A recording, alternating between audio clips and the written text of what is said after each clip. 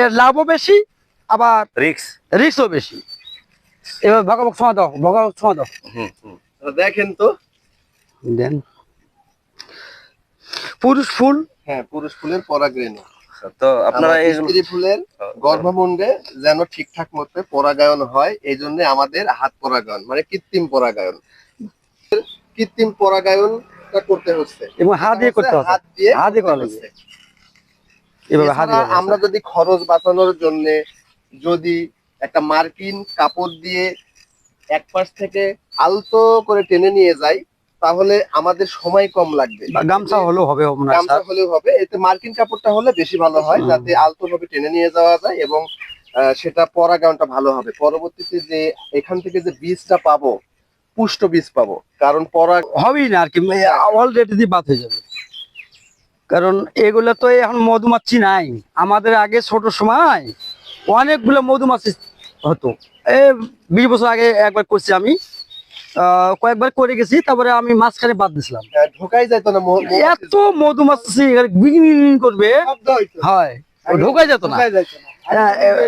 আর এখন দেখা যাচ্ছে যে ওই 2-1টা হয়তো দেখা যাচ্ছে, গোটা বাগানটা মিলে 2-4টা।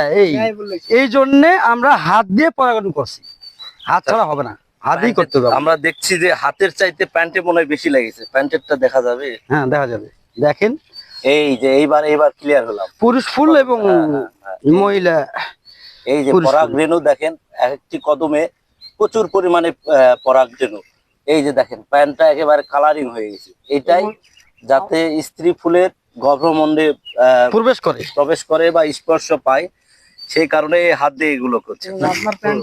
আমার হাতে আপনারা বুঝতে পারছেন না, কিন্তু আমার প্যান্টে দেখেন ফুল। এই যে আমার প্যান্টে দেখতে পাচ্ছেন একেবারে ফুলের পরাগরেণু। এটি হলো সেই পেঁয়াজের কদমের পরাগরেণু। আমরা হাত দিয়ে এভাবে করার ফলে এই পরাগরেণুটাই ট্রান্সফার হয়ে যাচ্ছে অন্য স্ত্রী ফুলে। তো এটা কিন্তু মৌমাছিদের করার কথা ছিল। আসলে আমরা এলোপাতারি কীটনাশক প্রয়োগের ফলেই কিন্তু আমাদের সেই পরাগায়নে সাহায্যকারী সেই পোকাগুলো মারা যাচ্ছে। মারা যাওয়ার কারণে আজ আমাদের এই হাত দিয়ে পোকাদের কাজ আমাদের হাত দিয়ে করতে হচ্ছে।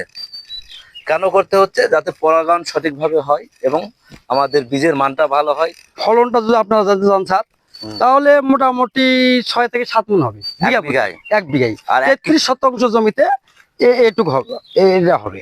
আর যদি আমরা হাতে পরাগায়ন না দেই, তাহলে অলরেডি অর্ধেকের অর্ধেক চলে আসবে।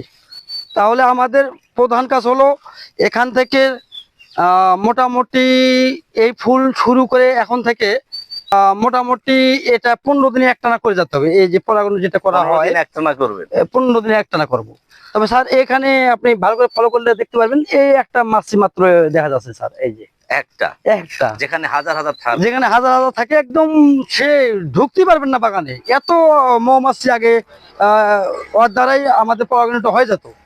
যেহেতু মৌমাছি নাই, ক্ষুদি মাছিও নাই, বড় মাছিও নাই, সে কারণে আমরা হাত দিয়ে পরাগায়ন করে দিচ্ছি। তাহলে 1 বিঘাতে এই পেঁয়াজের কদম করে আমাদের কত টাকা পর্যন্ত বিক্রি হতে পারে? 6 লাখ পর্যন্ত হবে স্যার। 1 বিঘাতেই? 1 বিঘাতেই 6 লাখ হবে। তাহলে তো অনেকই লাভ। 6 মণ পাই। আর যদি পরাগায়ন বা কোনো আপদ বালাই আসে, তাহলে হয়তো 3 মণও আসতে পারে, 4 মণ আসতে পারে।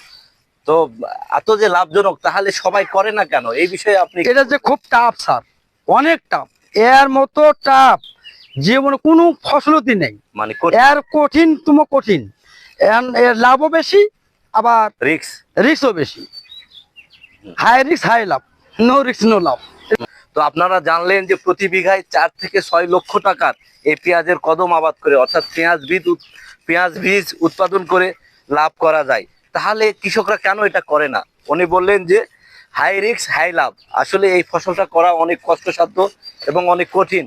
সবাই কিন্তু এই ফসলটা সহজে করতে পারে না।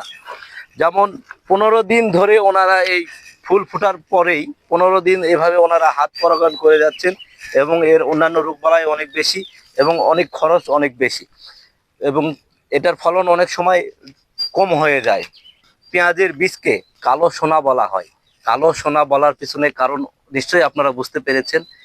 এই পেঁয়াজ বীজ উৎপাদন খুবই প্রফিটেবল একটি ফসল। এই বীজ উৎপাদন করেই অনেকে কোটিপতি বনে গিয়েছেন। তাহলে আপনি কেন পাচ্ছেন না, বা অনেকেই কেন পাচ্ছে না?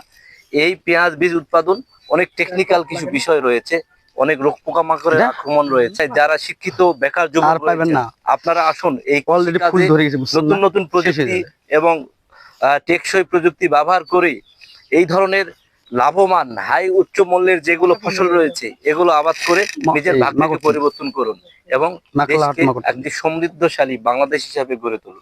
ধন্যবাদ সবাই।